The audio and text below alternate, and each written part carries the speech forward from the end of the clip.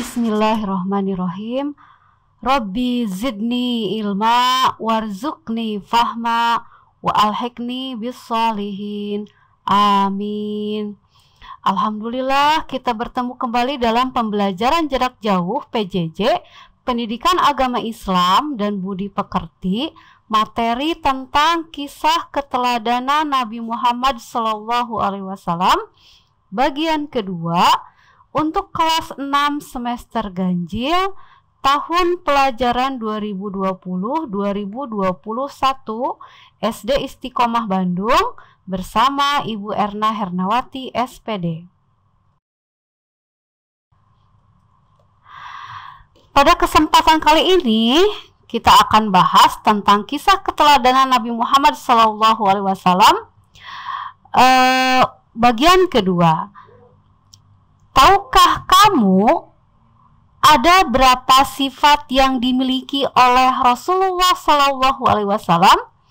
Sebagai seorang Muslim, kamu tentunya harus tahu sifat-sifat Nabi Muhammad SAW. Sebagai seorang Rasul, sudah pernahkah kamu mendengar tentang semua sifat itu? Sudahkah kamu meneladani sifat-sifat Nabi Muhammad SAW? Nah, untuk itu sekarang kita perhatikan dengan seksama keteladanan Nabi Muhammad SAW. Dalam perjalanan hidupnya sejak masih kanak-kanak hingga dewasa dan sampai diangkat menjadi Rasul, Nabi Muhammad SAW terkenal sebagai seseorang yang jujur, berbudi luhur, dan mempunyai kepribadian yang baik. Tidak ada sesuatu perbuatan dan tingkah laku tercela yang dapat dituduhkan kepadanya. Hal ini berlawanan sekali dengan tingkah laku dan perbuatan kebanyakan pemuda-pemuda dan penduduk kota Makkah pada umumnya yang gemar berfoya-foya dan minum minuman keras. Dengan demikian, sikap jujurnya dalam perkataan dan perbuatan tersebut menjadikan beliau diberi julukan Al-Amin, artinya orang yang dapat dipercaya.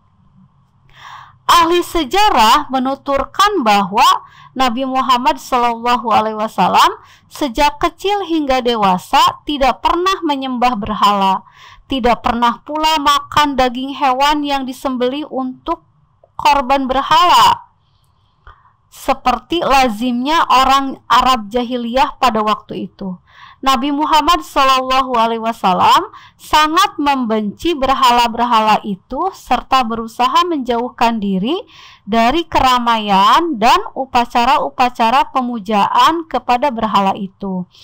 Untuk menghidupi keperluan sehari-hari, Nabi Muhammad SAW berusaha sendiri mencari nafkah karena orang tuanya tidak meninggalkan harta warisan yang cukup. Sesudah Nabi Muhammad SAW menikah dengan Siti Khadijah, Nabi Muhammad SAW berdagang bersama istrinya dan kadang-kadang berdagang pula dengan orang lain. Sebagai seorang manusia yang akan menjadi pembimbing umat manusia, Nabi Muhammad SAW memiliki bakat-bakat dan kemampuan berjiwa besar, berpikiran cerdas, otaknya tajam, perasaannya halus, ingatannya kuat, cepat tanggap, serta kemauannya keras. Berikut adalah sifat wajib bagi Nabi Muhammad SAW sebagai seorang Rasul. Yang pertama sidik. Sidik artinya benar dan jujur. Mustahil Nabi Muhammad SAW sebagai seorang rasul Allah bersifat kizib atau bohong. Para nabi dan rasul Allah pasti benar dalam segala perbuatan dan perkataannya.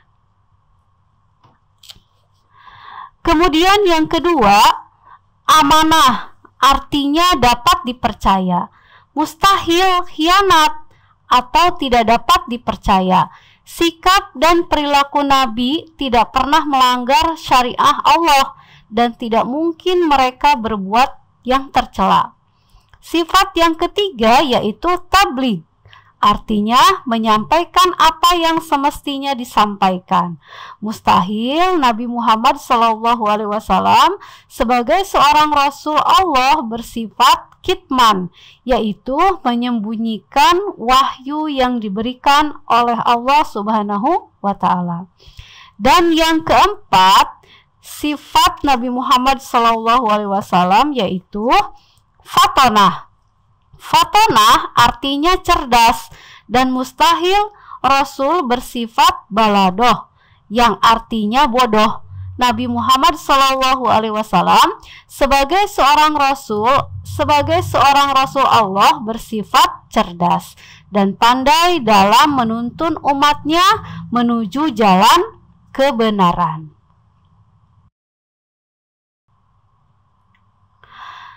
Sekarang kita akan bahas sifat fatonah Nabi Muhammad SAW.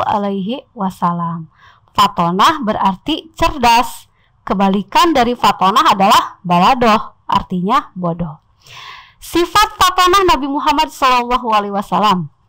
Fatonah berarti cerdas. Nabi Muhammad SAW mempunyai sifat fatonah yang berarti memiliki sifat kecerdasan.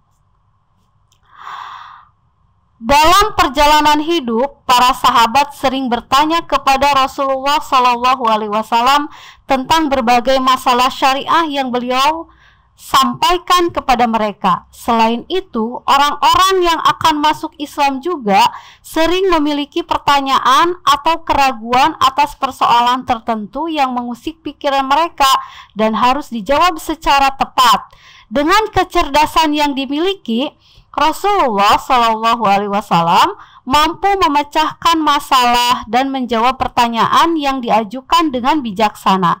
Kecerdasan dan kecakapan luar biasa yang ada dalam diri Nabi Muhammad SAW telah dikaruniakan Allah Subhanahu wa Ta'ala sebagai bekal yang sangat penting dalam menyampaikan misi kerasulannya dan memimpin umatnya. Nabi Muhammad SAW bukan hanya menjadi pemimpin dalam urusan agama saja, tetapi menjadi pemimpin dalam segala hal, mulai dari ekonomi, sosial, hingga dalam masalah pendidikan. Nabi Muhammad SAW betul-betul memperhatikan masalah pendidikan dengan serius, karena diutusnya beliau sebetulnya yaitu untuk mendidik dan berdakwah. Nabi Muhammad SAW adalah sosok yang cerdas, sehingga terlihat sangat mempesona bagi orang yang bersamanya. Berikut di antara kisah keteladanan sifat fatonah Nabi Muhammad SAW yang patut kita renungkan dan teladani. Yang pertama, kisah renovasi Ka'bah. Ketika Nabi Muhammad SAW berusia 35 tahun, orang-orang Quraisy sepakat untuk merenovasi Ka'bah. Tatkala pembangunan sudah sampai di bagian Hajar Aswad, pemimpin-pemimpin Makkah saling memperebutkan untuk meletakkannya ke tempat semula. Perselisihan ini terus berlanjut selama 5 hari tanpa ada keputusan. Akhirnya muncul usulan dari Abu Umayyah bin Al-Mughirah yang menawarkan jalan keluar dari perselisihan tersebut. Usulan itu pun disetujui, yang isinya bahwa siapa yang pertama kali masuk Masjidil Haram dialah yang berhak meletakkan Hajar Aswad. Ternyata Nabi Muhammad SAW adalah orang pertama yang memasuki masjid. Dengan demikian, beliau berhak untuk meletakkan Hajar Aswad. Dengan kecerdasannya, Nabi Muhammad SAW memberikan pencerahan dan mendinginkan suasana amarah pada saat itu dengan memanggil para pemimpin kabilah. Kemudian Nabi Muhammad SAW membentangkan sorban dan meletakkan Hajar Aswad di tengahnya, dan masing-masing pemimpin kabilah memegang ujung sorban dan mengangkatnya bersama-sama. Demikianlah masalah yang hampir menyebabkan perpecahan dan perang saudara itu dapat diselesaikan dengan tepat. Bahkan Nabi Muhammad SAW nyaris tidak perlu berpikir untuk memecahkan masalah itu. Padahal pada saat itu Nabi Muhammad SAW belum diangkat menjadi nabi dan belum menerima wahyu dari Allah Subhanahu wa Ta'ala.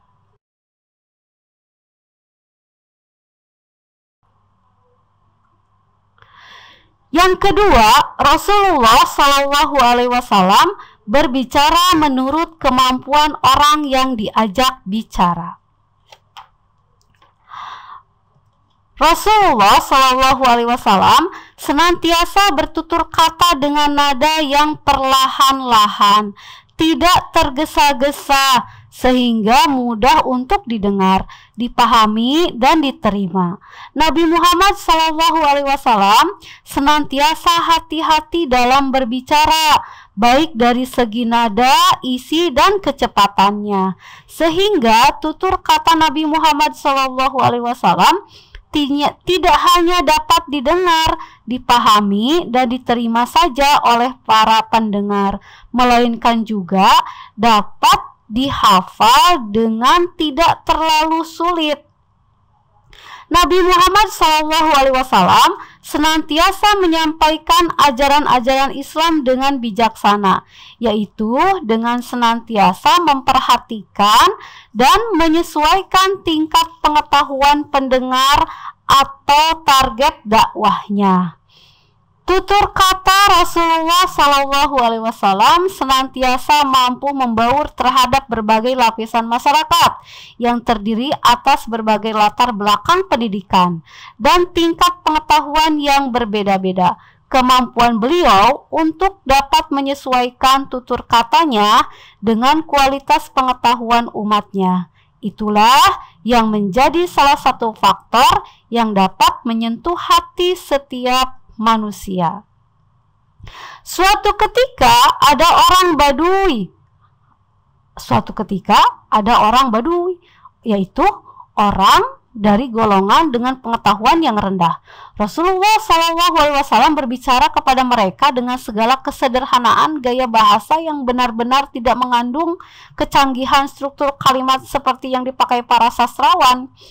Ternyata cocok dengan kondisi si Badui dan langsung dapat menyentuh seluruh lelong jiwanya sehingga ia mengakui kebenaran Islam.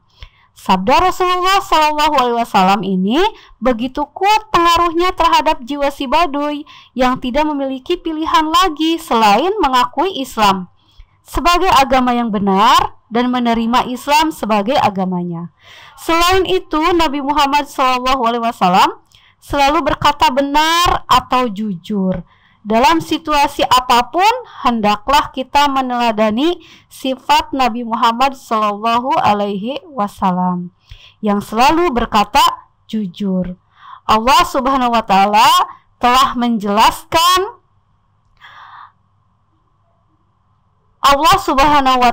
telah menjelaskannya dalam surah Al-Ahzab ayat 70, yaitu yang berbunyi Bismillahirrahmanirrahim. Ya ayyuhallazina amanu taqullaha wa qulu qawlan sadida. Shadaqallahul azim. Artinya bahwa, wahai orang-orang yang beriman, bertakwalah kamu kepada Allah dan ucapkanlah perkataan yang benar.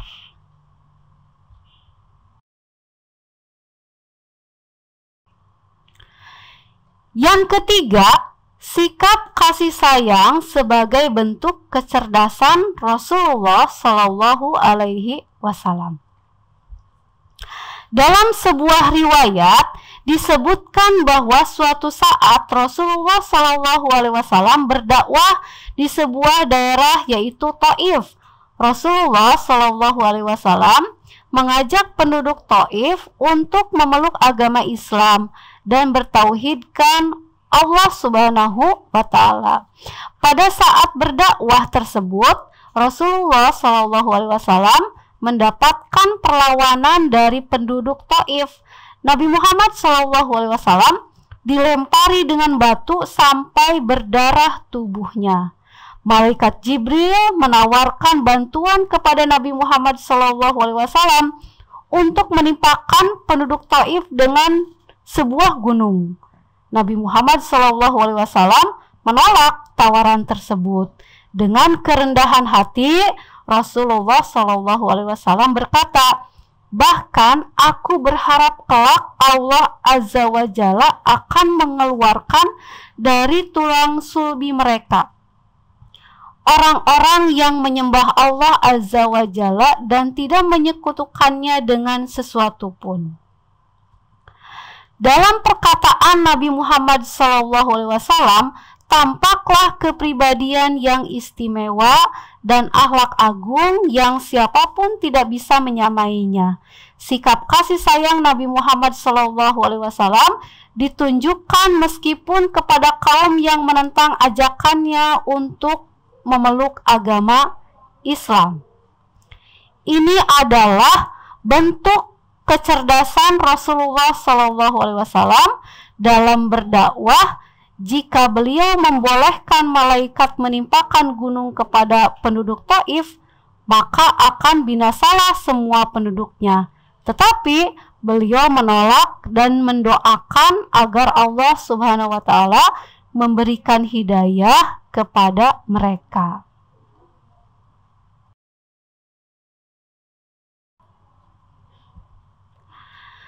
Kemudian bahwa Nabi Muhammad SAW itu memiliki sifat fatonah.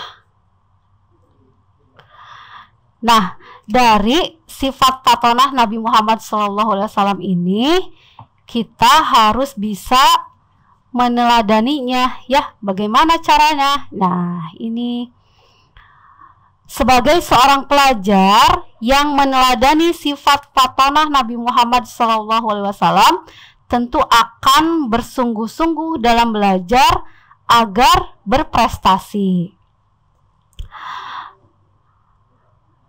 Teman-teman, seorang muslim dituntut untuk menjadi muslim yang cerdas, kuat, bersemangat, dan tidak malas. Nabi Muhammad SAW tidak menyukai muslim yang lemah dan malas, sebab kelemahan muslim menyebabkan keruntuhan agama. Kelemahan dan kemalasan seorang pelajar adalah tanda kemerosotan ilmu. Kemerosotan ilmu akan memperlemah pondasi agama. Nah, makanya kita sebagai seorang muslim, kita harus rajin, sungguh-sungguh giat belajar. Dalam keadaan apapun kita dituntut, kita punya kewajiban untuk terus belajar.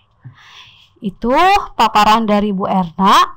Kalian nanti bisa pelajari kembali kisah-kisah Nabi Muhammad ini, banyak ya, bukunya banyak. Tidak hanya harus membaca dari buku pegangan atau buku panduan yang kalian miliki. Masih banyak lagi buku-buku yang lain yang menceritakan tentang kisah keteladanan Nabi Muhammad Shallallahu Alaihi Wasallam. Itulah penjelasan dari Bu Guru. Mudah-mudahan mudah untuk dipahami, mudah untuk dimengerti tentang kisah keteladanan Nabi Muhammad Shallallahu Alaihi Wasallam. Demikian, syukran jazilan. Wassalamualaikum warahmatullahi wabarakatuh.